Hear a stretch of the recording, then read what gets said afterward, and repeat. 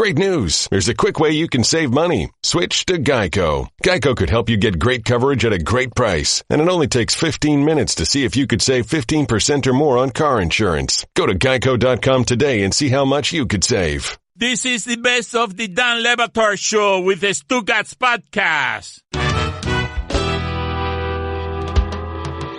Mike, I have a lot of things to talk about, but I need you to keep an eye on the television right now and First Take, and I need you to keep a very close eye on it because Max Kellerman yesterday on Instagram wrote, OBJ is the most talented wide receiver of all time. Now he's the highest paid ever and thus under the most pressure.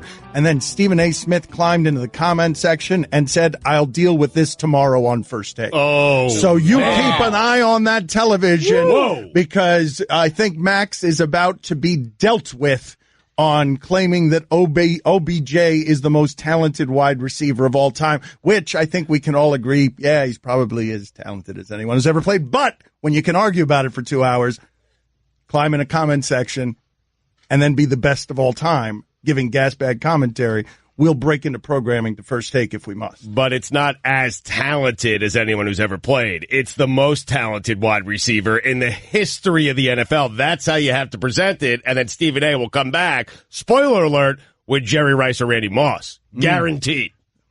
Well, Randy Moss has to be the most talented wide receiver of all time.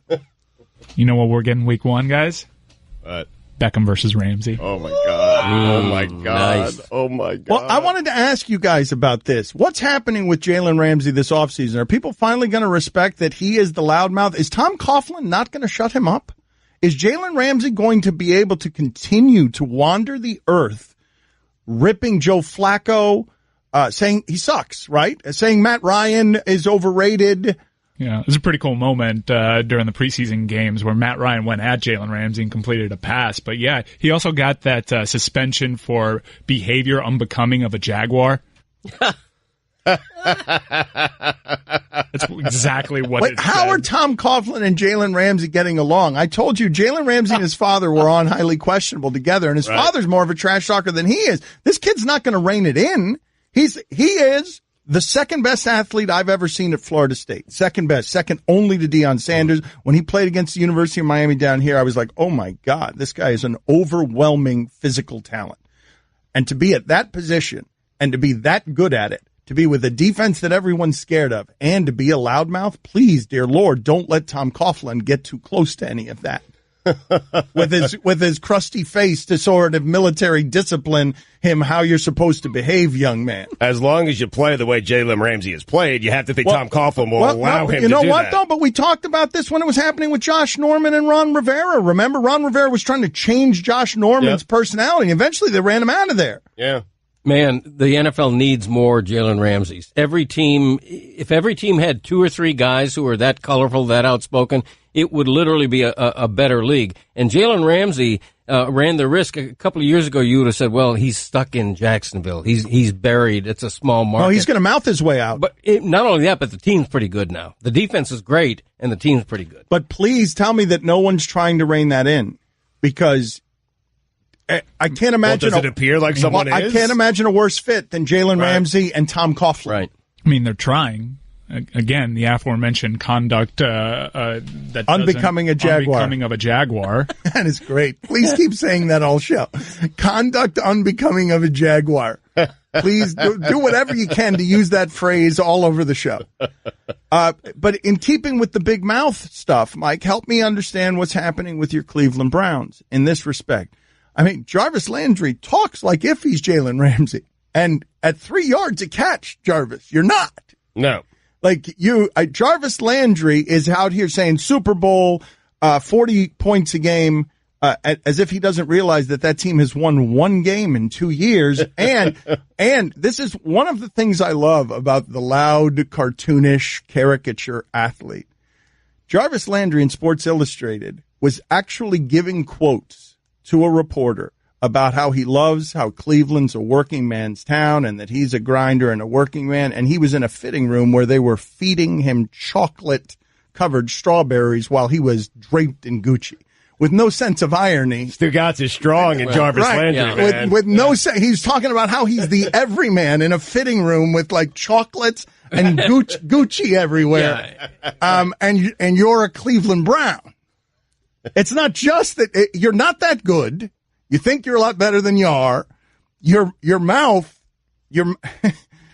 say the most outlandish things like the Browns are going to win the Super Bowl and score 40 points a game. But how is Hugh Jackson supposed to rein in Jarvis Landry when I don't know if you've watched Hard Knocks? I doubt it. No, but I've seen that clip of Jarvis Landry going off on his teammate. Yeah, and Hugh didn't like that, but Hugh's got a big enough problem with probably the worst set of offensive coordinators one could have if you would be described as even-keeled. Because Todd Haley and this mutiny is coming.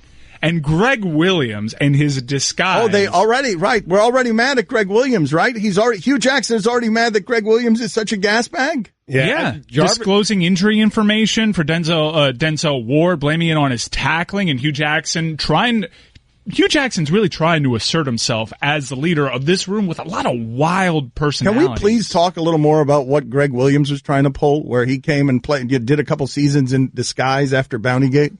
We'll get back to that in a second. I'm sorry I interrupted you, Stugotz. No one interrupted me. I was just saying Jarvis Landry has 4,000 yards on 400 catches. And I can't imagine. What do you think Randy Moss had in terms of yardage after his first 400 catches in the NFL? Because Jarvis Landry has 4,000 yards. He's 10 yards a catch, and I'm surprised it's not 3 yards a catch. Because I saw his Dolphin career, and it was all of it was 3 yards at a time. Yeah, he's always acted as if he's better than he is, and he talked his way out of Miami. Jarvis Landry did. I mean, the same attitude we're crediting Jalen Ramsey for. Jalen Ramsey's elite at what he does.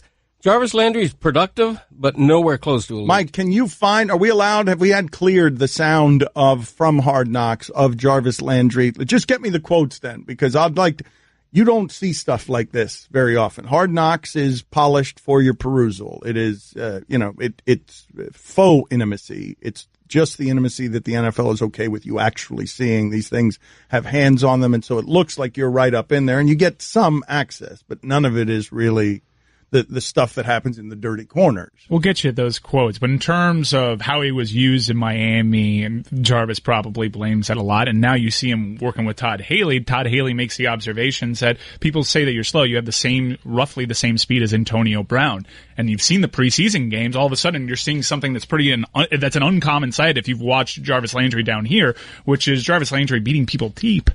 Well, he in that same Sports Illustrated article, he was complaining about how he was used. He didn't like that he was being used 3 yards at a time. Randy Moss's first 400 catches in the NFL accounted for 7,051 yards. Yeah. I mean, Randy Moss is the most talented wide receiver ever, unless Stephen A. is saying something otherwise on First Take right now. Oh, he just rolled the neck. Did he? Mike, keep an eye on that. He just stretched the neck the way that someone does stretching before basketball. Keep an eye on it. I've kept an ear open. He was pretty civil the first back and forth, but the neck crack might suggest that he's about to lose his patience. Okay, because it says, I will deal with this tomorrow on First Take in the comments section, and when you're promising that, I'd like it to be delivered on. Do you think Max slept well last night? I'll deal with this tomorrow on First Take. I'm getting some information. Apparently, Stephen A. cannot yell because of something going on with his throat. Oh, no way. Oh, but he wants to yell. Wow. He's playing hurt. Are you sure you don't want to just come in here and get a glimpse of this? Do you think any of it? He's going to be a counterpuncher today? Looked at me because I had questions. 3 years from now, brother. I'm saying, listen, she's sitting there talking about Eli Manning. Let's just see what he does this year because we're not sure. I said that 2 weeks ago. Y'all both jumped all over me. The question is this. These two ideas can be held simultaneously in your brain, right? Yeah, a little subdued for Stephen A. No, that was subdued? He's a little sedated, yeah. He seems a little sedated. He might be under the weather. But he's playing hurt. How about this, though? You guys saw with Jalen Ramsey, Eli Manning, the response Eli Manning had to Jalen Ramsey when they told him the quotes that Jalen Ramsey had on Eli Manning? No, what was it? Eli Manning went no comment and then said the single most controversial thing in the history of the bland Mannings never saying anything interesting. He said, who? Oh, my. Oh, wow. So lame.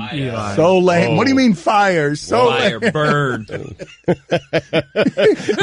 That's pretty good. That's not lame. That's pretty good. Do you think the people listening to us realize that Jalen Ramsey is better at what he does for a living than Eli Manning is? Do you think Eli Manning understands that? No, Eli thinks he's much better. Eli's a Hall of Famer. But no, Eli thinks he's a Hall of Famer. No. Eli's going to get to the Hall of Fame. He's got 2 rings, and he might, because voters can be dumb about the 2 rings. But like as a quarterback, Eli Manning, the stat line wouldn't get you into the Hall of Fame. The 2 Super Bowls are going to get him into the Hall of Fame. Beating Brady twice in the Super Bowl. Jalen Ramsey is better than Eli Manning at what they do for a living. Dan Le Batard. Miami has the Dolphins, the greatest football team. We take the ball from goal to goal like no one's ever seen. We're in the air, we're on the ground, we're always in control.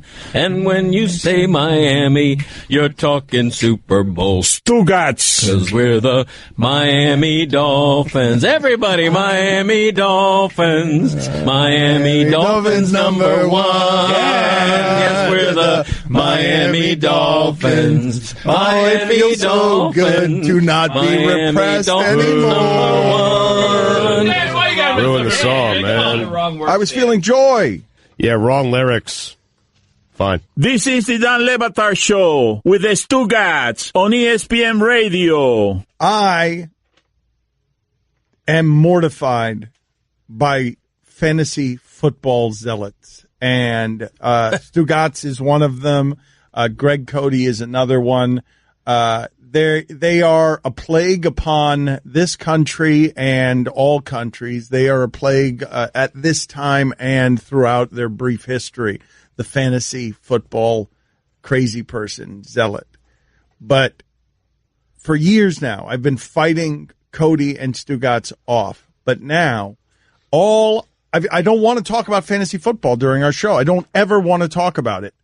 But now this damn Lorenzo in Washington, this commissioner of this league that every day I come in here and someone's complaining about how incompetent Lorenzo is, and Stugotz is yelling about, I watch a race in Santa Anita on a feed in order to secure my draft position. Everyone's yelling at each other about the draft order. Lorenzo cannot be entrusted with anything. When are you guys going to learn that? I recently said to myself, I'll be playing fantasy for the remainder of my life. There is nothing that could distract me or make me walk away from fantasy sports. I found something. It's Lorenzo. He is ruining the experience for me.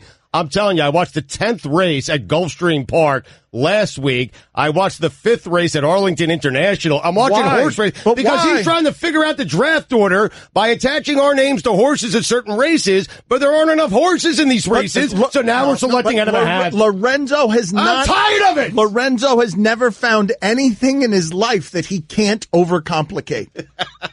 It is a life credo for this dude. Like, here's this 1-syllable simple thing, but why would you use 1 syllable when you can use 1,000?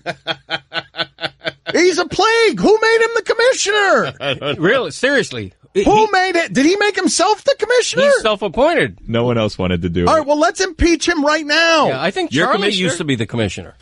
We were supposed to draft today, and now that was canceled, and now it's been moved, and I think half the people can't make the new draft. So a lot of the teams are going to be auto-picked, which is not fun because then, what's the point? Yes or no, Lorenzo has already ruined this. Yes or no? Yes.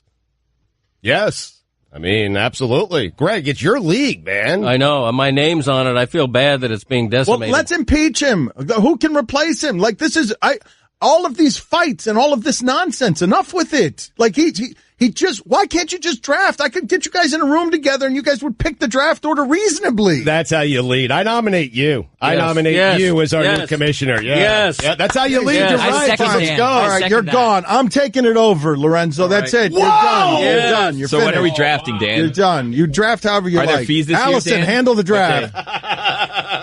Congratulations on becoming Commissioner Allison. No auto-drafting. Allison's in charge of the draft. Now she's your fantasy expert. Enough. Lorenzo's been impeached. And stop emailing us, Lorenzo. I don't want to see another Lobo thing in my email, all right? Or I'll have you fired. Just tell me when the draft is and when I need to select. I mean, seriously, I'm watching the opening races at Saratoga. How does he overcomplicate things that are simple? Well, last year there was more controversy because last year he attached each of us to a Little League World Series team, but he picked the best team. And then somehow you had to figure out based on the results where you were. It was super complicated. So this year he came up with the horse racing idea, and every race he's picked so far, 3 or 4 horses scratch. So there's not enough people competing in the horse race. Draw straws for the first pick. Just draw straws. No one trusts his random selections either. It's a part he's of the not problem. to be trusted around anything involving this anymore. I don't want to see any emails from him. Just all he does is run his team. Leave him out of everyone else's business. But Commissioner Dan, not everybody's here to actually draw straws. Should we draw them for them? Yeah. Mm-hmm. What do we do? Your ruling. Should we ask Allison? What do you say, Ask Allison. Allison will sort it out. Is the longest straw first pick? Is the longest straw last pick? You see, these are the things that happen in fantasy drafts, Dan. But you're telling me right now you're taking over this operation. I don't need to watch the 7th race at Pimlico? I don't understand why. I really don't understand why you're watching horse races in order for you to select the right draft position. It's crazy. I'm rooting for a horse to win a race so that I get an earlier pick. What a jerk, man. You're fired, Lorenzo.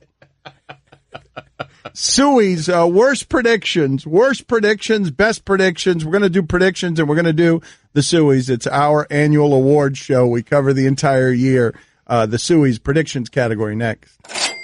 Demand once more money.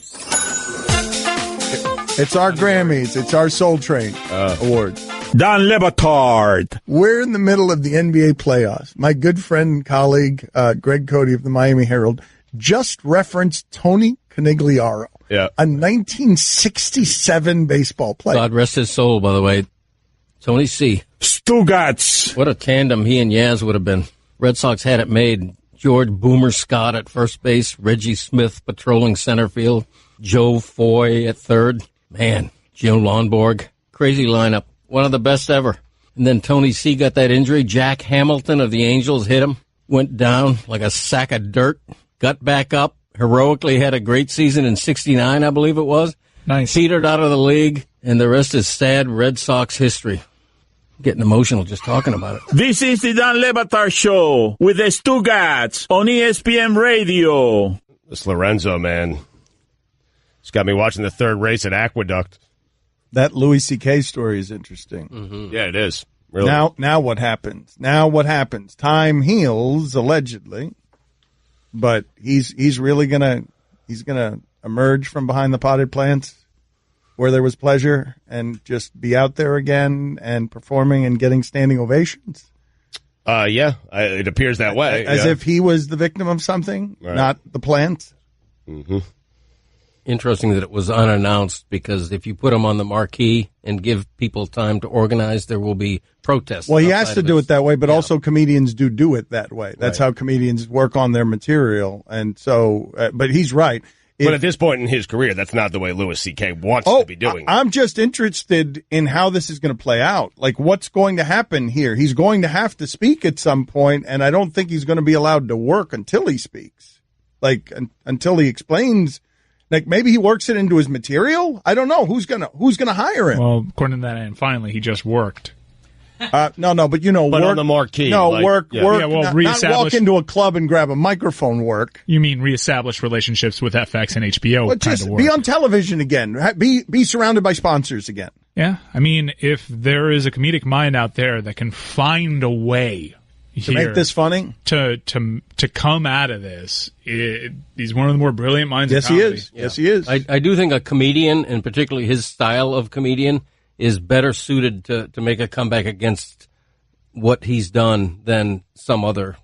But if he continues to do this and it's unannounced and he continues to get rousing ovations like he did last night, he uses that. Him and his agent use that, and they bring it back. You're misunderstanding that's just 100 people in a room, him working on material. That's not, probably wasn't even paid for that. It was just No. I understand, but if you start stacking those where he starts just showing up to places unannounced and he keeps getting that kind of reception, does that help his cause in terms of getting back on TV? He was already doing very good, strong work to becoming an independent entity. He was doing interesting stuff things with Ticketmaster, where he was his own boss. He was becoming a juggernaut of comedy in that realm where Seinfeld exists, and Seinfeld turned down a $5 million per episode last season. Like, he existed in that realm, and it came apart, and it came apart fast. And now, would you put him on television if you just saw Kevin Spacey's movie open to $126? Right.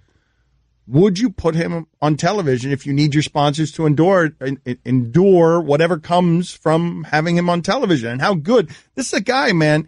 This guy went on SNL and he was doing like pedophilia jokes. He was doing Palestinian conflict jokes. He was doing edgy stuff and being accepted. And then it blew up in his face. So I am interested in where that's going to end up. There's already been a backlash on social media. I mean, that even appeared. Yeah, and as long as the hashtag Me Too movement is a vital living thing, it's gonna be very tough even for him to get on TV, let alone be hired to play clubs. So here it is, our annual awards show. Are these great predictions or terrible predictions? I guess sometimes around here they're both.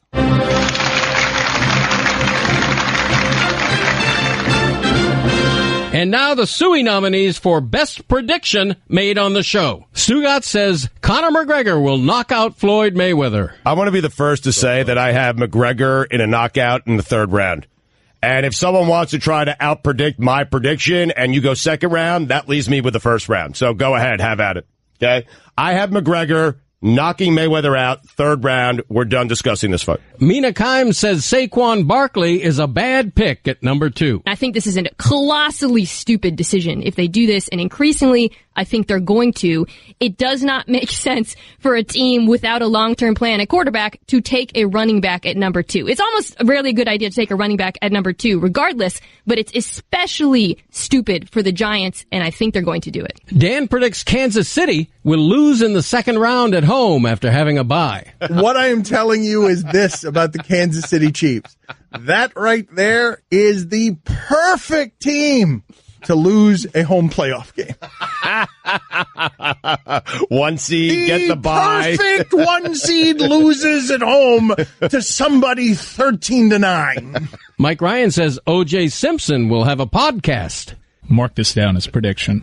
O.J. Simpson will have a podcast. Dan says Justin Timberlake will bring Janet Jackson out during Super Bowl halftime. Is it a good idea for Justin Timberlake to bring out Janet Jackson during the Super Bowl halftime show? It's a great idea. It's going to happen. I predict it happens. Dan would take Roy Hibbert over Tim Duncan. No! You got a 7-game series against the Heat that you've got to win tomorrow. I'm giving you the entire league to pick players from. Who's your first pick? I would say Tim Duncan. You need a big because obviously Miami. No. Yes. I can't believe you took Duncan over Hibbert. Like, what are you talking about? Stay strong, Steven. I would take Tim Duncan. Yeah, me too.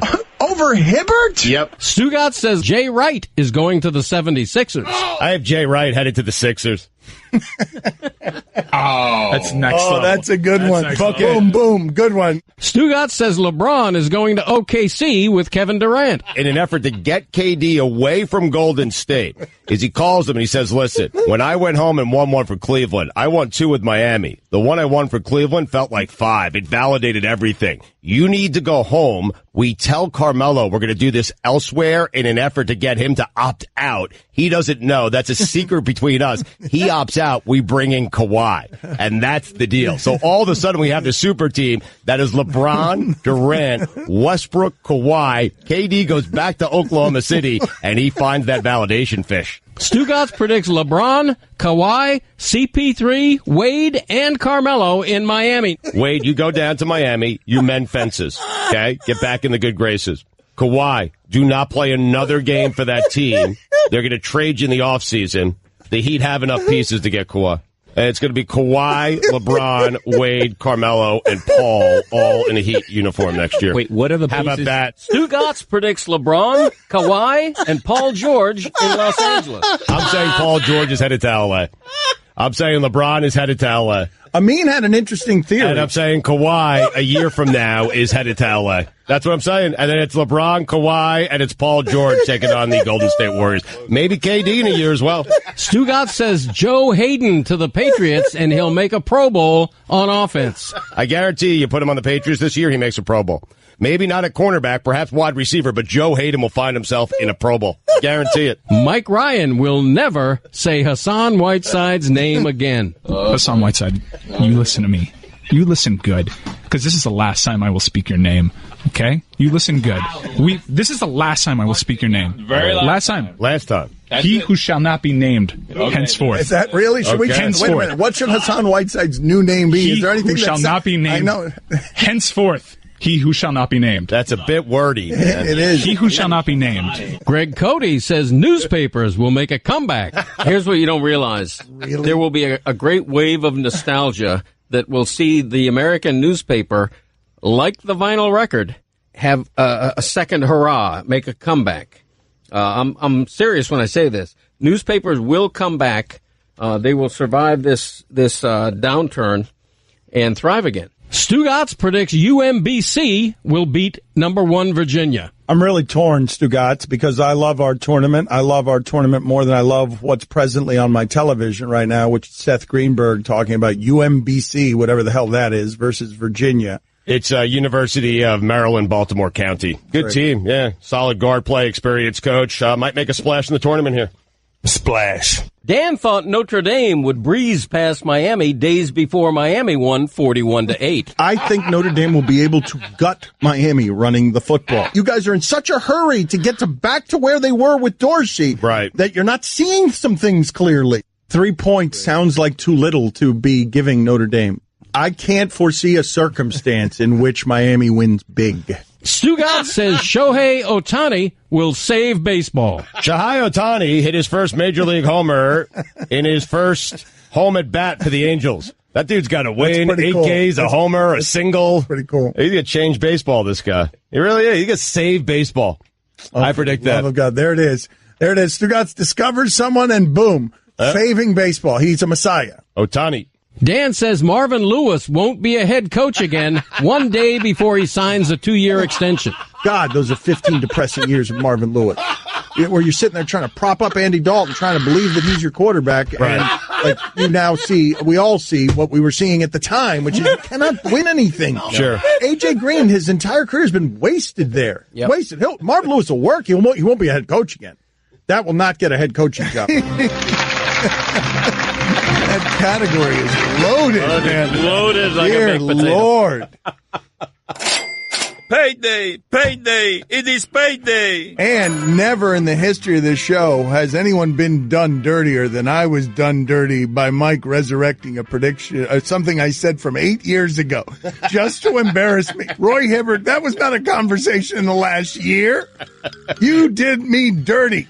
Can't believe you keep falling for that Marvin Lewis thing. Catch more of the Dan Le Batard Show with the Stugotz, 10 to 1 Eastern on ESPN Radio and ESPN News. Ow. Yep, you guessed it. I'm a speed bump, so I've got one job. I slow you down. So imagine how I feel about Geico, who does way more. Like, not only could they save you money on car insurance, but they've been around for over 75 years, giving people fast and friendly claim service. Ow. Plus, they got a nifty mobile app that gives you 24/7 access. Ow. Just doing my job, buddy. Geico. Expect great savings and a whole lot more. ESPN Radio is presented by Progressive Insurance. With more than 30 unique coverage options available, Progressive knows small business. Learn more at ProgressiveCommercial.com. Guest on the Dan Le Batard Show appear via the Shell Pennzoil Performance Line. Here's your SportsCenter update. Manu Ginobili has announced his retirement. Florida State has declared DeAndre Francois as its starting quarterback. And finally, Korean pop group BTS just beat Taylor Swift's record for the biggest YouTube debut with the music video for its song Idol. Wow. Hey, just a reminder, Love those BTS guys.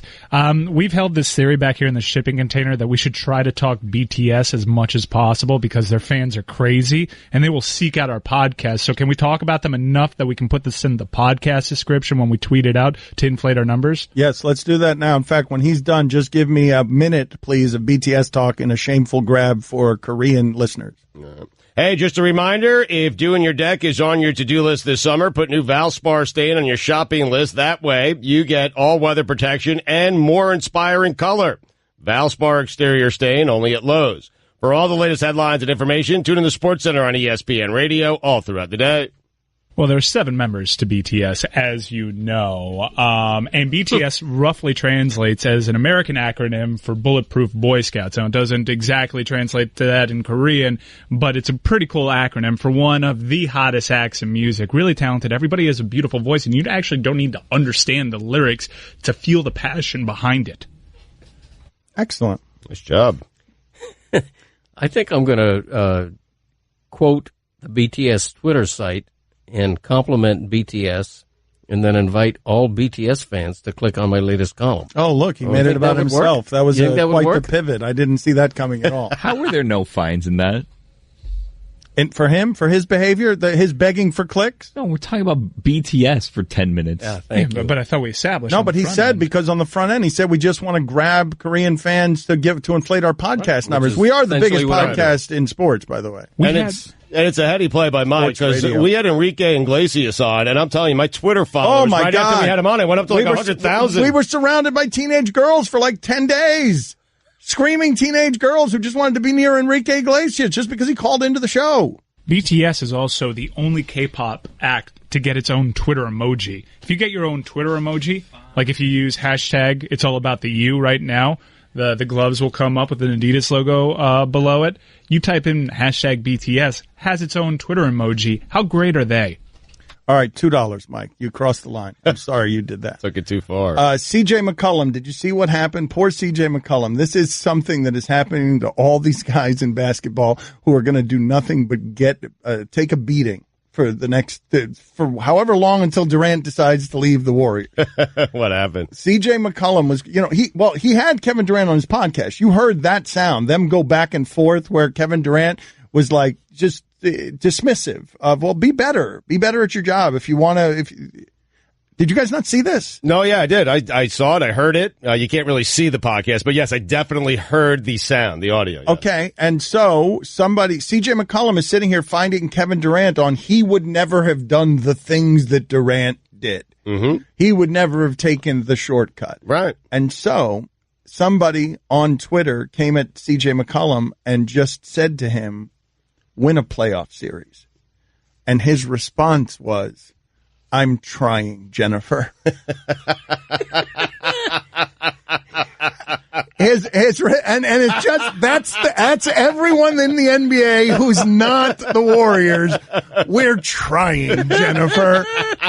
Win a playoff series. Like any Stugotz that laps upon your shore with win a playoff series, the response from everyone in the NBA who isn't a Warrior is we're trying, Jennifer. It's a great response. It really is. Hey, these guys are good. What do you want? Carmelo's on Instagram. He's in there in your mentions telling you bleep you, bleep off, bleep this, bleep that. C.J. McCollum just very kindly, and you feel for him like you do for all the Portland Trailblazers. He's just trying, man. Yeah. Or woman. He's just trying. Do you think fans feel for the Blazers? No. It's win a playoff series. I'm trying, Jennifer. That's great. Right? Yes. Yeah. And you have to say it with exasperation and sound depressed. But it's also funny to juxtapose that against C.J. McCollum also saying, I would never do what Durant did. You better if you want to beat him. Like, you better go find 3 other dudes probably better than you to do it with. What a stinky position, right? Like if you're a competitor just for know. the entire league, with the exception of a team or two. Maybe the Celtics and maybe the Rockets. But it's a weird thing in that you only need a team or two, and basketball throughout history has only had 5 or 6 at a time. It's never more than that. Nope. And so this is a weird thing that, as you say, it is kind of bad for the league because of that, but it's also good for the league because everyone's watching. There hasn't, because maybe Houston will do it. Right. Because, maybe LeBron will get lucky in the finals, and then next year it'll be something else. Maybe Houston with Carmelo will do it. Well, I think the good thing that's happened, because it never felt like this with the Bulls with Michael Jordan. It never felt like a foregone conclusion they were going to win it. You thought they would. It did the 72-win season. That one season. But the other seasons, you always had some doubt, whether it was the Knicks or the Heat or the Supersonics or the Utah Jazz or the Portland Trailblazers. At least now you have a couple of teams here where there is some doubt. Can the Rockets do it if Chris Paul is healthy? I don't think there is any doubt, right? And I know I'm saying that after they just got taken to Game 7 and had to win a Game 7 on the road, but I will not believe that this Warriors team loses the series until I see it lose a series. Okay. Like, I won't believe that anybody can do it. But I think getting to a seventh game, having the 1 seed getting to a seventh game and doing so playing that game without Chris Paul, I think there's still some people who think, hey, I want to see that series again with all the guys healthy. Yeah, but the team that pushed them got older and worse. True. Leagues are best when they have one extreme or the other. When it's either true parity, where you're not sure who's going to win, because a lot of teams can, or when you have the one super team that's as much fun to root against as it is to root But what do for. you do with the disconnect? Because Stugotz, since Durant has gone to Golden State, Stugotz has spent 2 years saying how bad this is for the league. And I understand his perspective. You don't want hopelessness around your competition. But when you get down to analyzing bad for the league, the question becomes, is it? Because everyone's still watching. Right. But it's more popular. Basketball is more popular now than it's ever been. Right, but you always had LeBron at the end there, right, where everyone was kind of, hey, can LeBron pull this off? I know, but now it'll be maybe Boston or maybe Houston. All you need is a couple of maybes, and that carried us through Jordan, which was the previous height of the sport. I guess you're right. The New England, the NFL is not worse off because the New England Patriots are who they are. Baseball is better when the New York Yankees are a real strong franchise again. I mean, you want to have that kind of super team like the Warriors are now. But football and baseball don't need it because they're totally random playoff experiences. Football don't need it because every time you look at a football or baseball playoff game, you're like, either side can win. What Stugotz is talking about is that's done in basketball. I will not believe that the Warriors will lose a playoff series until after it has happened. Right. This feels like one team, Greg. Mm-hmm. Yeah, it just feels like one team playing for each, and we're just watching, and we know the result. The result is Golden State somehow, some way, barring injury, is going to get it done and win another championship. Yeah, you just have to hope for them to get bored, right? And Kevin Durant goes to Los Angeles. Or Draymond blows it up. Draymond blows it up with something. Someone's tired of being fourth most popular on the greatest team ever assembled. Any of those scenarios play out, and they're still going to win the championship. You could take Durant off the team, and they'd still win the championship. Here's the position that everyone's in that's crazy. The Toronto Raptors just got off their best season ever. The Toronto Raptors did. And what is the trade they had to make? They had to make a trade so that they could get one guy on their damn team who's better than any of the four the Warriors have, because they didn't have it before. Like, they go in with Lowry and DeRozan. You've got nobody as good as their four best. You traded away a guy, an all-star. Your leading scorer ever. Who was signed for 3 years for a guy who was giving you no commitment beyond next season. And now you got to recruit him by signing his friends and stuff. But no, that's the desperation you have to get one guy as good as the four that the Warriors have. Like, how LeBron just threw up his hands. You know how good he is, and he's like, "Oh, bleep this! I'll go play with Lance and make movies." and imagine being a 6th or 7th seed like the Miami Heat is right now. You feel like you're a million miles from contending for a title. You are. Yeah. I mean, that's a depressing place to be. How many? I ask you this question seriously. Go throughout the league and tell me how many teams have a player better than the four the Warriors have. The four of them. Like, you're not going to find many to put above Steph and Durant. But now Clay becomes a difficult conversation when you're talking about all the things that he does. If he were a primary scorer on a team, he'd be scoring 25 points a game. No doubt. If he was the centerpiece of a 4 seed. I mean, maybe the Celtics with Kyrie, or he would be Gordon Hayward. He would be one of these. He would be Kyrie, one of these guys. And it's not so cut and dry, because I'm sure there are general managers out there that would prefer to start building their team with someone like Draymond Green than a first teamer like Damian Lillard, perhaps. Well, think about what we were asking yesterday, Mike. Shaquille O'Neal. But Stugotz and I were laughing about this during the break, the way the game has changed. If right now I gave you all the players throughout history and I told you play today's basketball, let's start drafting, Shaq's not going as high as you think he is. Dominant Shaq at the height of his powers, MVP. I don't know if you can win with that, if that's the best you got when the other guys are going for threes and you're still playing for twos. I don't think you can. I take Klay Thompson ahead of Shaq. It sounds ridiculous, but in today's NBA, I think Klay Thompson's more valuable I don't than Shaq. know, but that seems to have happened fast, man, where the center became Shaq can't guard the perimeter. Would Shaq get mismatched off the court?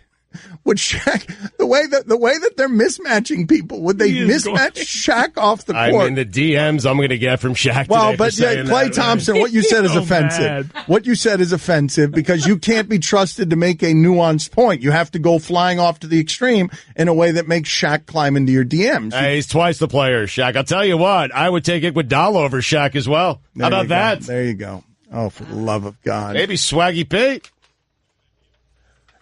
Oh, the DM from Shaq. You're the worst, man. You're the worst. Listen, I can't control Shaq, what Batard says, so, I mean, I apologize in advance, man. Klay Thompson. Let's go. My private jet isn't going to fuel itself. Just say it. You would take Klay.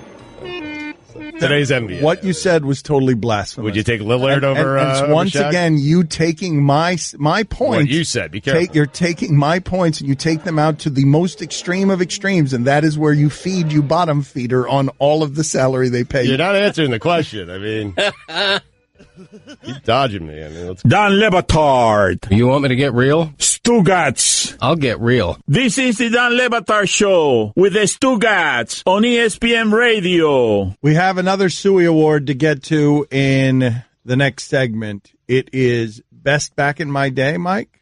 Best Back in My Day. Greg Cote's signature essays. Andy Rooney. Andy Rooney passed away, I think. Andy Rooney passed away. And so Greg Cote, that's a big fine for me if I'm not right about that one. I think you're right. Greg Cote has taken over his place as lovable American curmudgeon, just complaining about how things were better a long time ago. Yeah. He died in 2011. Okay, thank you. Good I'm for safe you. there. That would have been a $50 fine if I had killed 50. somebody. Wow. That's, the biggest of the fines. The biggest of the fines is when you kill somebody here. Who's the last person to do it? Lute Olson, Stugotz. Stugotz killed Luke. We're still Lute Olson. waiting on the payment. We are? Yes. I think it's only a fine for Dan, regardless of who does it, right?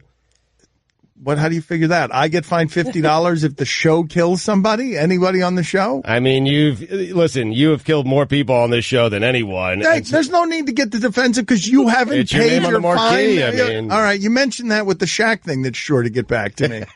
Mike, what's going on with Jose Mourinho? I know you love him. He's the cocky coach. He is a silver fox. Jose Mourinho. Mourinho. Yeah. $2 more. I mean. Is that Mourinho? No, there you're putting an E there. It's Mourinho. I don't think that's a mispronunciation. I think that's fine. Okay, Mourinho. we'll just take your word over the guy that watches it. All right, so Mo, the whole world is falling around him. He's in the tumultuous third Mo season. This is when the wheels start falling off, and it hasn't been a great go of it at Manchester United, where Mourinho is now. He just lost what felt like a must-win game. Season on the brink already. Got blown out. Blown out 3-0 to Tottenham, and Jose Mourinho, who's always had a unique relationship with the press over in Europe, was on the attack. Can you be defensive and on the attack at the same time? In soccer, you can be, yes. Yeah. Just for some reference, when he references the premierships, that means championships that he's won. So you keep trying and trying and trying and keep trying.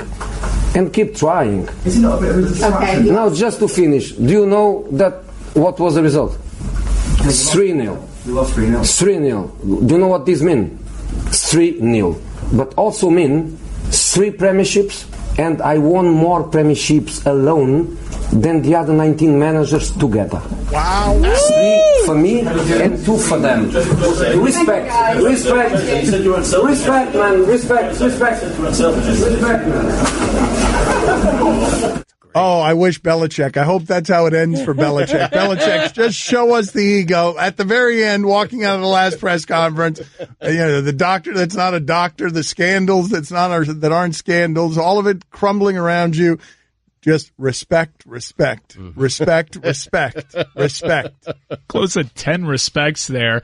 Not as cool, though, when the press is literally laughing you out of a room. I understand they're literally laughing him out of a room, but play that again. He's telling you, I've got 3 champions. He gave you bona fide. He's got the last laugh. I mean, he does. They laughed him out of the room, but he has got the last respect. I mean, such funny math. Just because everyone who wins a title in soccer usually leaves within 2 years. But isn't that the soccer media, though? That's perfect for that guy, that sport, because those were literally their last respects.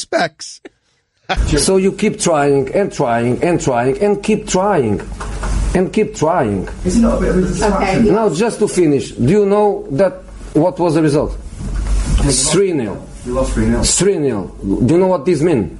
3-0. But also mean 3 premierships, and I won more premierships alone than the other 19 managers together. 3 for me and 2 for them. Respect, man. Respect.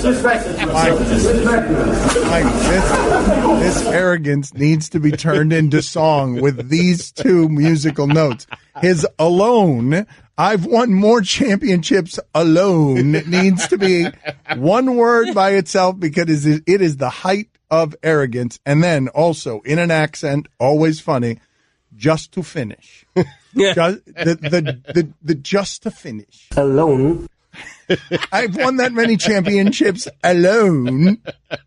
Dan Le Batard. Greg Cote of the Miami Herald has announced that we are the biggest and best radio show in America on Tuesdays. Stugotz. You're welcome. This is the Dan Le Batard Show with the Stugotz on ESPN Radio. ESPN Radio is presented by Progressive Insurance. Ron McGill, half hour, noon Eastern on the Shell Pennzoil Performance Line. Here's your SportsCenter update.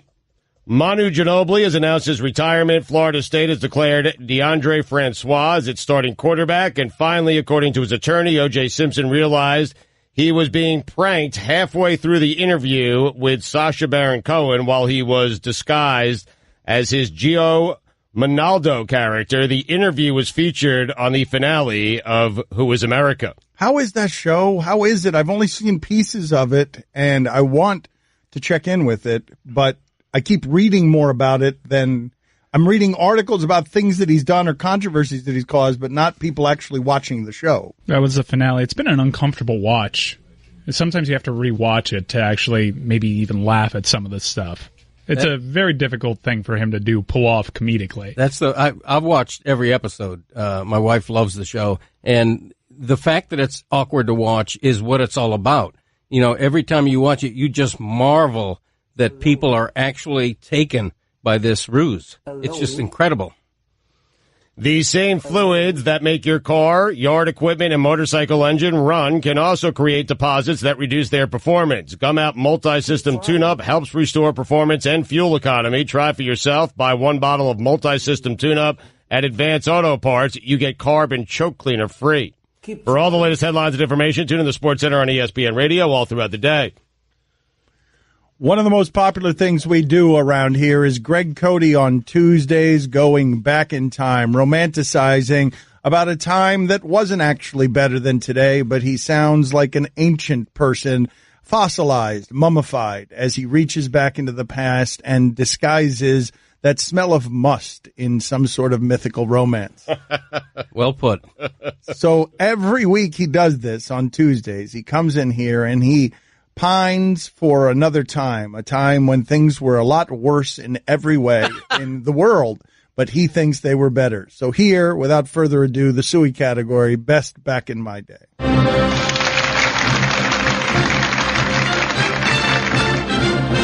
And now the Suey nominees for Best Back in My Day. Bathroom Time. Bathroom time is the globe's one great common denominator, the numbers 1 and 2 sufficient to link the world. Rich and poor share this room. Heads of state and supermodels to hobos, you and me. It's all that we have in common, that at some point soon we'll all be alone in the can, drawers at our ankles, pinching a loaf. Back in my day, bathroom time was a quiet celebration, an almost holy time of solitude and reflection, where we might tackle the meaning of life, or at least reconnoiter our own life. That changed. The communion of the commode has been usurped by the smartphone, from which we are powerless to untether. You wouldn't be caught on your phone in church or during dinner, so why on earth would you desecrate the sanctum of the toilet, that most sacred of rooms where your day's most intimate business is done? Folks, ditch the smartphone and get back to you time in that most essential of rooms. Feel a kinship with the world as you flush and reach for the spray, and understand that somewhere Warren Buffett and Rihanna are doing the same thing, though likely in different rooms. Eyesight. Everything has gone awry in the world of vision. Time was your vision started out fine and gradually deteriorated, and that was that. The solution? You squinted, and then you got glasses, and the prescription kept getting stronger and stronger until all of a sudden the lenses in your spectacles were as thick as hurricane impact windows. Then somebody developed contact lenses because we became too vain to want to be encumbered by eyeglasses. So we still needed glasses, but we didn't want anyone to know we did. To a degree, it began to seem like a reasonable idea to repeatedly and laboriously stick small pieces of plastic directly on our eyeballs. Then somebody else developed laser surgery. No more glasses, no more contact lenses. A doctor goes bzzz, and suddenly you magically have perfect vision like God never intended. I'm surprised the Almighty does not smite thee who go behind his back to circumvent his will that we all have gradually worsening eyesight the way nature wanted it. We have become robbed of the simple pleasure of watching a nearsighted person squint. We're seeing someone holding a piece of paper closer and farther so they might decipher fine print. Now we all see perfectly. Heck, better than 2020. Soon they'll have super laser surgery that enables us to see around corners or have X-ray vision like Olga Mesmer. Receipts. Now, back in my day, perhaps receipts came in handy because most folks did their own bookkeeping by hand. Remember checkbooks? But now, nobody pays cash anymore. They look at you funny if you write a check, and all of our debit and credit card purchases are documented and available online, and yet the needless paper trail of old-timey receipts continues across America. It's cute. It's quaint. There also is breathtaking variety in receipts. Many are shrinking before our eyes. The receipt at my dry cleaners is smaller than a credit card. But I go into my office supply store and I'm favored with a receipt that is 3 sheets, each nearly a foot long. I have the mother load. While my wife is watching TV tonight, I'll be poring over receipts, immersed. Sure, we could do away with them and maybe not miss them. But the receipt is our friend, noble in its aim, deserving to be folded with a neat, even crease, tucked in our pocket with care, and later unfolded and read top to bottom with the same devotion we'd give an unwrapped gift or a love letter. Open a new eye to what you scorn or ignore. Respect the receipt. Mattresses. And once again, another example of how we have perfected the dubious art of turning something simple into something complicated. Why are we making a science out of sleep, anyway? It ain't that complicated, folks. You get tired, you crawl under cool sheets, you lay your skull on a pillow, and 10 minutes later you've dozed deeply into that recurring dream involving Scarlett Johansson and a pack of cigarette-smoking llamas in red velvet jackets. There used to be 2 kinds of mattresses, soft and firm. Now you walk into any mattress store and it's mind-numbing, brain-beating ordeal of excessive variety. There's special mattresses for lower back pain now. In my mind, that's any mattress plus 3 Advil. They have remote control adjustable mattresses, too. I had one of those once. It accidentally animated during the middle of the night and nearly accordioned me to death. Also had a waterbed once. Ended up spending $600 a year on Dramamine. Gel beds, air beds, pricey feather beds. Hey, how about you just slap a layer of foam over some coils and point me in the right direction? Sleep number mattresses are apparently popular. Why? I'm not a math professor. I don't want a bed that's smarter than me. I just want a big, dumb, soft rectangle that I can collapse onto every night. Memory foam. There's another one. Come on. Like I said, I don't want a bed smarter than me. Anyway, there's something creepy about a bed with a memory. Sounds like a potential extortion situation. I'm in my bedroom Overheard plotting a bank heist on the phone, and the next thing I know, the district attorney is deposing my memory bed.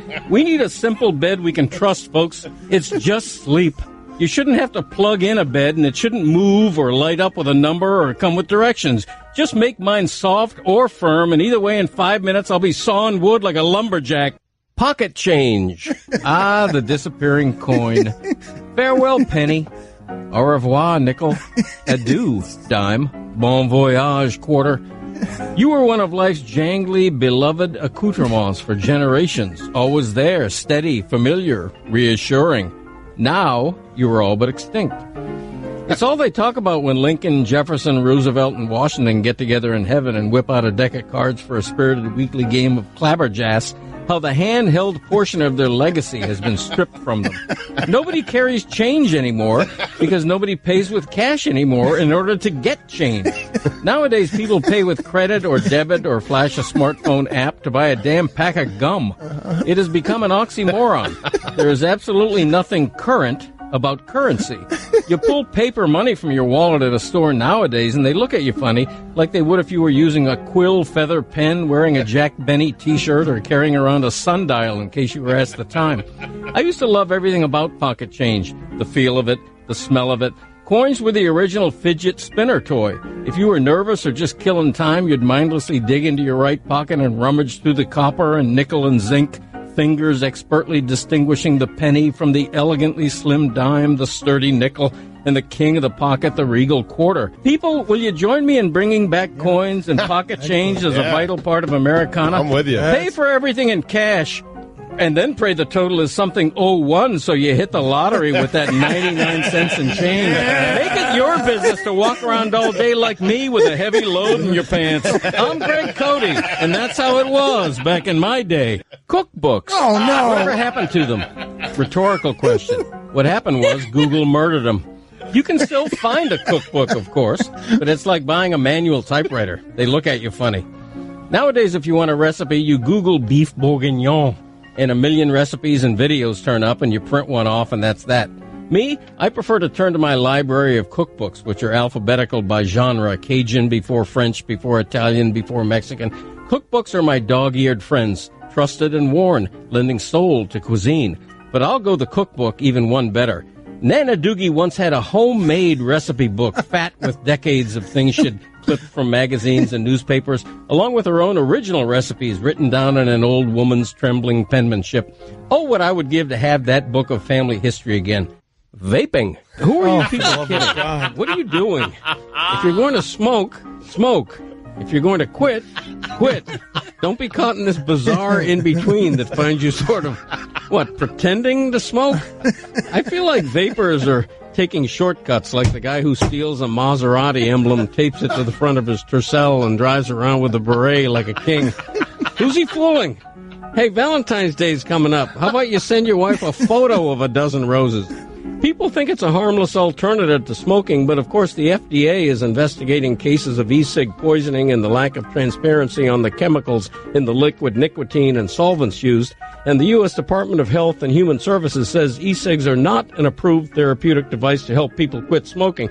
Anyway, the point is, people, if you're going to smoke, do it old school. Pull a Camel or a Winston out of the pack, fire it up, suck it down, and luxuriate in the deadly haze. Acknowledge your habit. Own it. Wear it like a badge. Otherwise, you're just blowing smoke. I'm Greg Cote, and that's how it was back in my day. Excellent. Oh, man. Loaded This category. show ain't free. Time for some ads. He asked sales for a mattress the day he did the mattress back in my day. Yeah, of course. He's always asking for stuff for him. Catch more of the Dan Le Batard Show with the Stugotz, 10 to 1 Eastern on ESPN Radio and ESPN News. McGill, what's up with that? What's wrong with the dolphin? Why can't the dolphin keep it in its, Well, skin? this is a dolphin that obviously has a very strong sexual drive. He's not in heat, and heat means a female. This is a male dolphin. He's testosteronally challenged right now. He's going crazy. And dolphin, people have this misconception, animals only have sex to reproduce. Animals don't have sex for pleasure. Only humans do that. That's a bunch of malarkey. Dolphins are the classic example of that. Dolphins they'll get up on top of you on top of a dock. I've seen dolphins, humping killing humans on a dock. They go crazy. Same thing, bonobos, the same thing. Bonobos are a type of pygmy chimpanzee. They not only have sex for pleasure, but they use sex as payment for things. If they have an argument, they have no violence within the troop of bonobos. They're the least violent of all the primates. When there's an argument, they settle it with sex. It's a great way to live. I'd like to live like that. Who's the least horniest animal? The least horny? Yeah, the animal who cares about sex the less. The least. The ones who are extinct. Besides Abby. Well, no, it's hard to say, but, if you're talking about something like an elephant, a female elephant is going to get pregnant. She's going to be pregnant for 2 years. She's going to nurse that baby for 2 years. So basically, a female elephant is going to have sex maybe once every 5 or 6 years. Whoa. That's I tough. can relate. Now, at the time she's having sex, she's having a lot of it to make sure she gets pregnant. But once that happens, once that is fertilized, she's done for 5 to 6 years. Now, the male, on the other hand, he'll go from cow to cow to cow. So the male's just got one thing on his mind. Dave, you're on with Ron McGill of Zoo Miami. Go ahead, Dave. Hey, do spiders make noise, or do they just kind of torment us in silence? Spiders? Do they make noise? Yes, spiders. Spiders will not. They don't have vocal cords. They don't verbalize. But some spiders do expunge air from their abdomen, so they can make a hissing sound sometimes. Jason, you're on with Ron McGill of Zoo Miami. Go ahead, Jason. Hey, guys. Nat Geo recently released a video where a hippo and crocodile met in open water. The two went under, but the video didn't show either surface. Who wins that fight? Thanks. Well, I've seen that fight on various occasions, actually in person, and on different occasions, different animals won. It depends who gets who. I have seen a hippo literally break a crocodile in half, grab a crocodile and break it in half. At the same time, I've also seen a crocodile grab a hippo, rip off its leg, and the thing bleeds out and dies. So it's almost 6, 1/2 dozen the other. Both of them tend to be enemies sometimes within the waterways, especially the Masai Mara River. But I have seen each one win on different occasions. I thought the hippo always won that just because of what you said. Even though they don't eat meat, they can bite right through you. They can bite right through you, but the hippo has to be able to get a hold of the crocodile. And if the crocodile gets behind the hippo and grabs the rear leg and automatically does the death roll, rips the leg off, and the major artery severed and it bleeds out in the water, it's over. It's over. But if the hippo is able to get the crocodile first, get it in its mouth, it's a powerful jaws, powerful tusks, and they'll break the croc in half. Lenny, you're on with Ron McGill of Zoo Miami. Go ahead, Lenny. Hey, Ron, I do believe crows are mates for life. What happens when one dies off? Does the other one become a nomad, or does it look for another mate? No, that's a good question. All of what we call, monomorphic birds that are basically, they look the same and they're, what's the word I'm looking for? I just went nuts on it. Where they're faithful to one. Basically, they will find a new mate. If a mate dies off, they will eventually find a new mate. They don't just go off into loneliness forever. Mike, you're on with Ron McGill of Zoo Miami. Go ahead, Mike. Hey, Ron, was just curious if there are... Oh, I'm sorry. I just cut you off. Wow.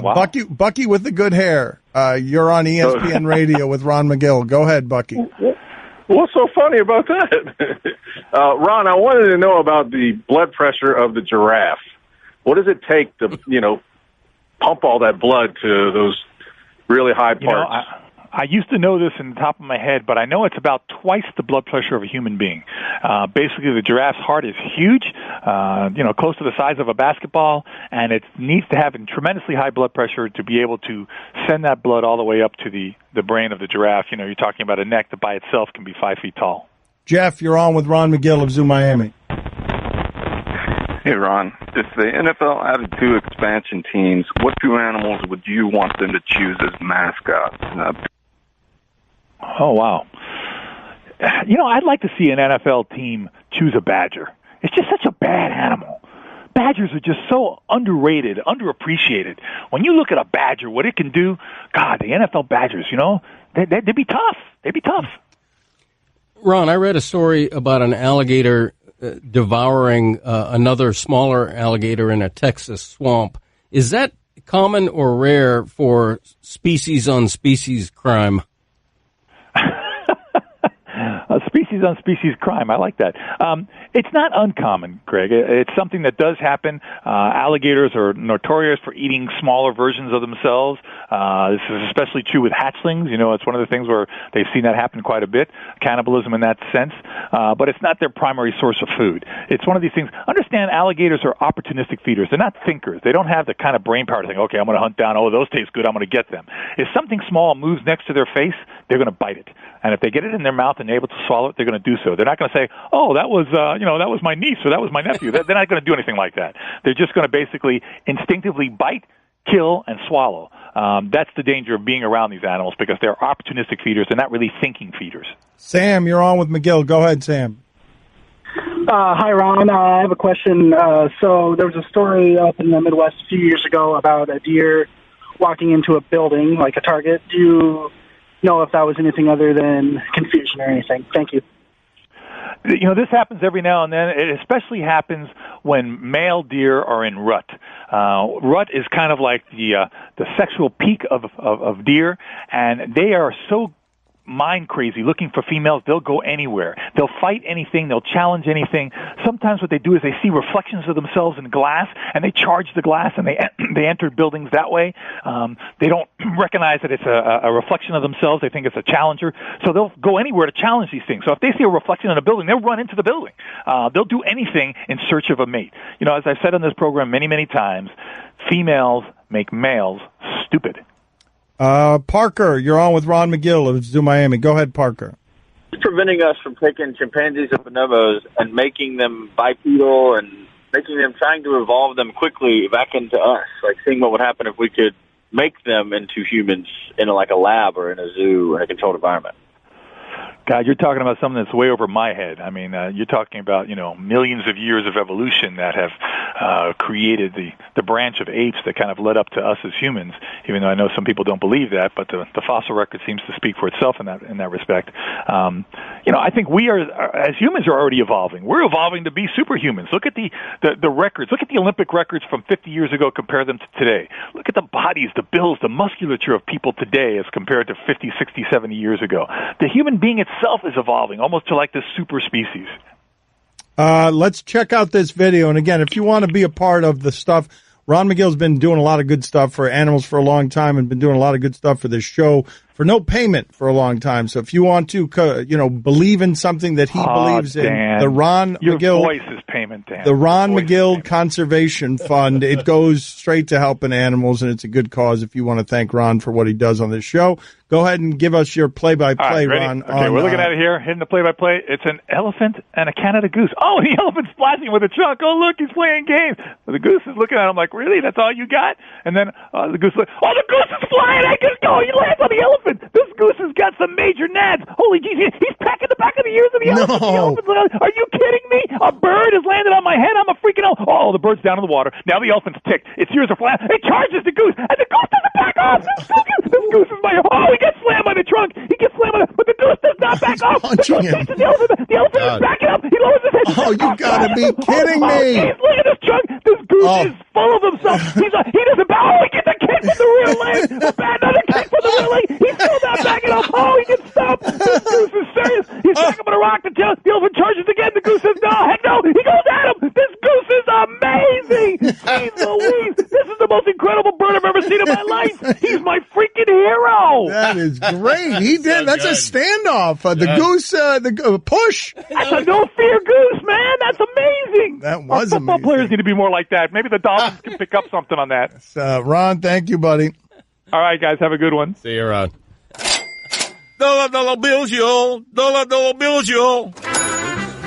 Man, the elephant backed up. I thought he was just going to step on the goose. I think the goose gets the victory there, just based on size. Like, that goose did not back off. The elephant did. The goose was coming at the elephant. Guillermo, put it on the poll. Who deserves the scorecards? The elephant or the goose? I had a 10-9 goose. Don Le Batard. Who's the second most famous Frank? Frankenstein. Stugotz. Pretty good. It's also not his name. Frank. Yeah, nobody calls Frankenstein Frank. His friends do. Of course his friends do. Dracula calls him Frankie. This is the Dan Le Batard Show with the Stugotz on ESPN Radio. We will get to Billy Gill's weird receipt habit in a second. You heard Greg Cote rail against receipts earlier in the show, and Guillermo pulled out a receipt that he's got in his desk with a bunch of other crap because his desk is a thrift store. And he pulled. Have you seen the size of the receipt for an orange juice? I have not. No. He's got a receipt for an orange juice. Look at the length of it. Oh my gosh. What's the matter with you, Guillermo? How me? I didn't print this receipt. What's the matter with me? I go and I bought orange juice. I was thirsty. But why do you still have the receipts? I put it in my pocket. Good, What if I get audited? I need to keep track of where I'm spending money. How long is that receipt? Tell the radio audience how long that receipt is. It's it's easily over a yard. I'd say maybe 2. No, it's not 2 yards. That receipt costs more to the environment than your orange juice. It's the length of a Jarvis Landry catch. I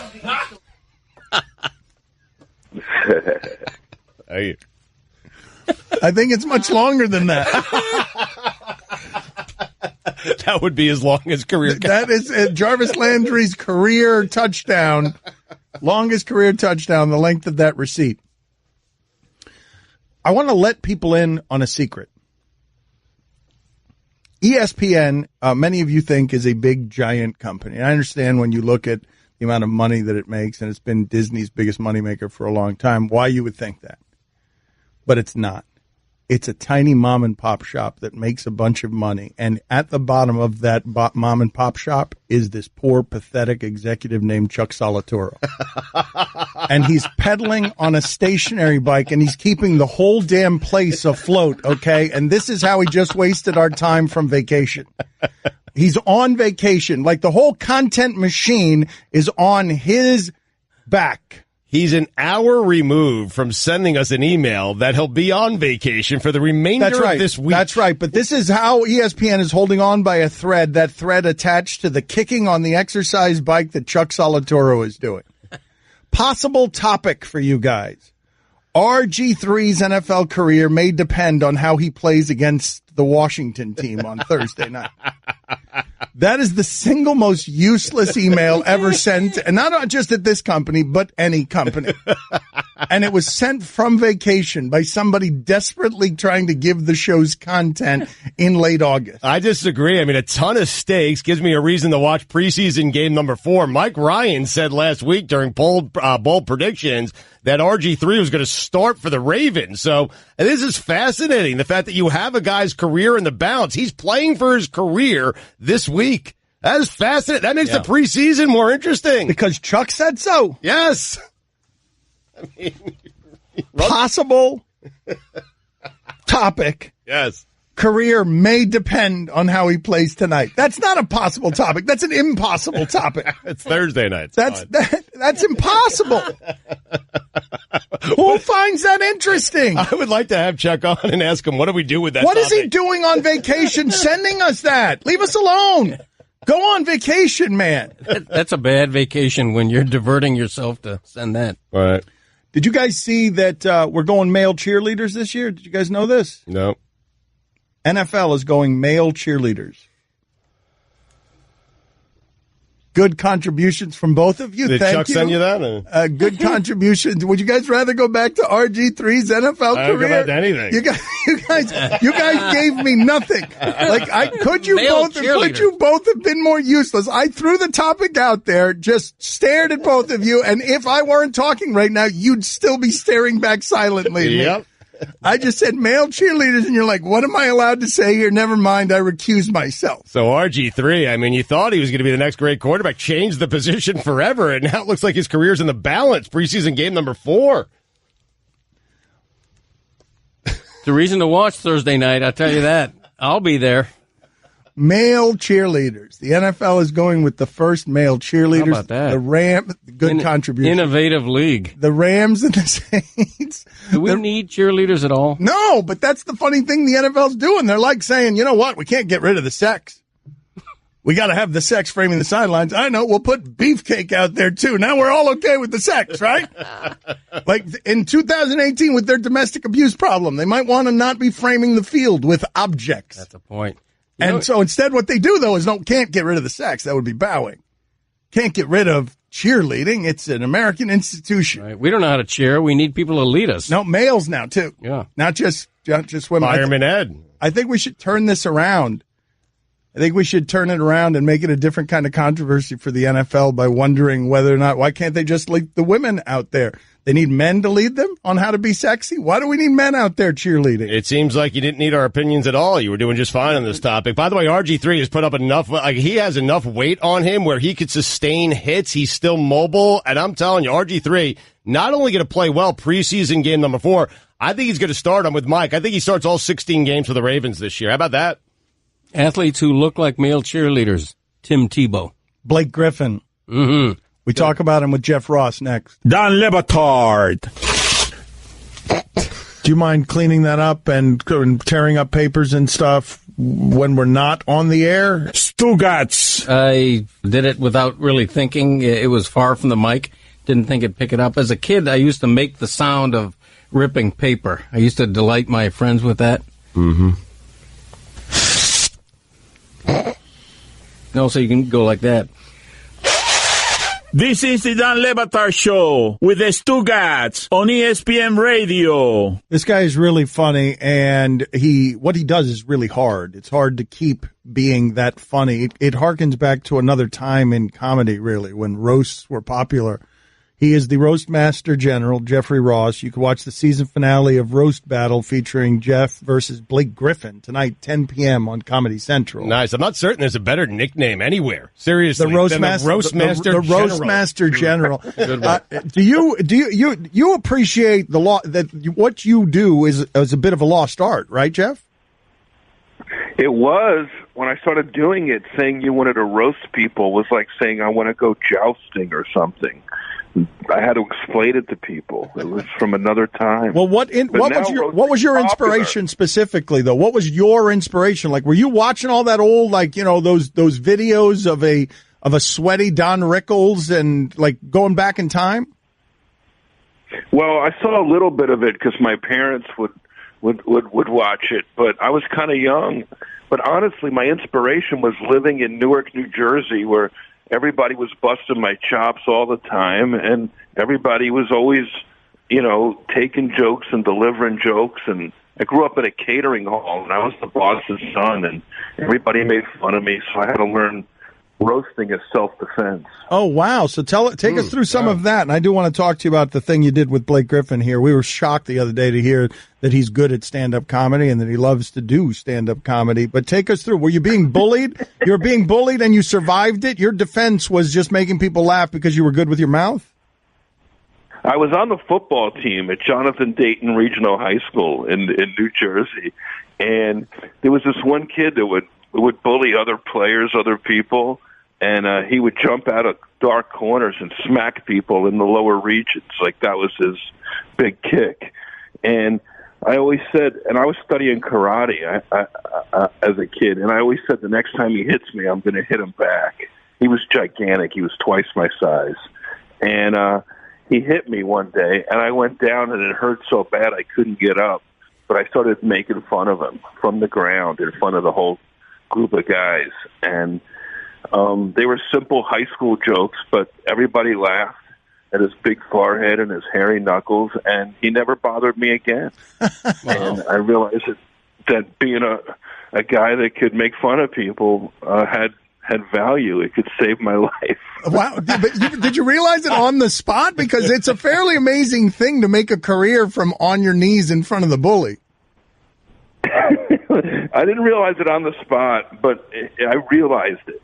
I didn't know it would be a career. I just thought it would be something like, oh, wait a second, wit can be powerful, and you don't always have to use your fists. You can use your mind. I call roasting, we call it a verbal sparring, if you will. And, I also played sports, so smack talk was a big part of my childhood. And if you get good at that, it can really propel your game. And on top of that, You know, I was taking karate lessons as a little kid, and it all added up where it gave me the confidence to talk smack. I could back it up. Jeff, I'm wondering, because you've had so many big-time celebrities that you've had the opportunity to roast, who was on your bucket list of roasts?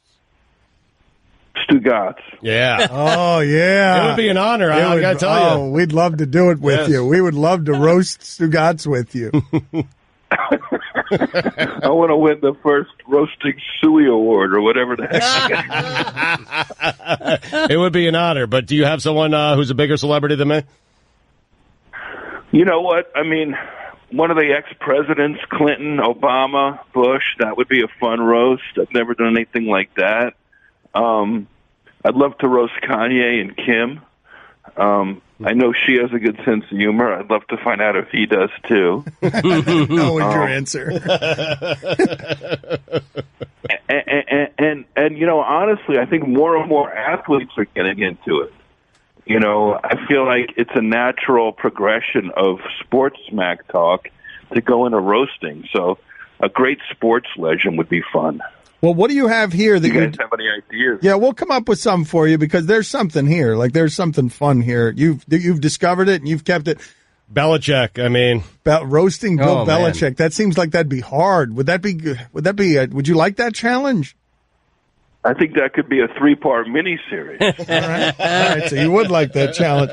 What is the roast battle here? Now, take jokes. That's the question. All right. I think it helps when somebody's on a winning streak to roast them. I once, years and years ago, roasted Yankees manager Joe Torre right after he won another World Series, and it was really fun. I said, I was talking about what a bad player he was. I said I once saw Joe Torre strike out in 2 pitches. Well, Belichick's on a 2-decade winning streak, so you're okay. Yeah, I think he'd be a good one. I think he'd be a really good one. But, you know, that brings me to Blake Griffin. I never really thought, you know, much about him as a comedian. I'd seen him do stand-up at a comedy festival once, and he was kind of funny. And we'd done some charity stuff together in the comedic space. And then one day he challenged me on Twitter to this roast battle. And I almost dropped my phone in my hot tub. I was like, what? It was like feeding meat to the sharks. And I immediately started figuring out how to make this happen. And to his credit, he had the guts to step up into the ring with me. How'd he do? I mean, I know people need to tune in tonight at 10 p.m. on Comedy Central, but how did he do? He was terrible. Everybody's saying he was great. He was terrible. He bombed. He's big and dumb and ugly and redheaded. I have nothing against redheads until now. You know what? I don't want to ruin too much, but he really was impressive. He really had me on the ropes, and it was one of the most fun things I've ever done. I must admit, I worked really hard on it, but I'll know for sure that Blake worked really, really hard on it, and it's a pretty funny roast battle tonight. Why was it pretty personal? You have fun. Like, why was this the most fun? Because I usually judge the roast battles. So tonight we have Pete Davidson stepping in to judge while I roast battle. And normally judging's really fun because my friends, you know, battle and I have my friends judge with me. But the idea of stepping into the ring and letting loose, you know, normally I have to wait for a big target like Bruce Willis or Justin Bieber for me to do the roasting. But Blake Griffin, you know, he made it so easy. I mean, the guy dated a Kardashian. Jeff, who's the... I kept thinking he was Chris Humphries. I was confused. I wasn't sure who he was. Which one was he? Who's the celebrity you've roasted who's taken it the worst or gotten angry with you? One time, B. Arthur held me down while Courtney Love beat the heck out of me. Very good. Sounds like fun. Watch the season finale, Roast Battle, featuring Jeff versus Blake Griffin tonight at 10 p.m. on Comedy Central. Really enjoy the creative outlet, sir. Thank you for being on with us. I appreciate you guys. Love the show. Thank you, guys. Thanks, Jeff. You can listen to the Dan Le Batard Show with the Stugotz 10 to 1 Eastern on ESPN Radio, and you can watch on ESPN News.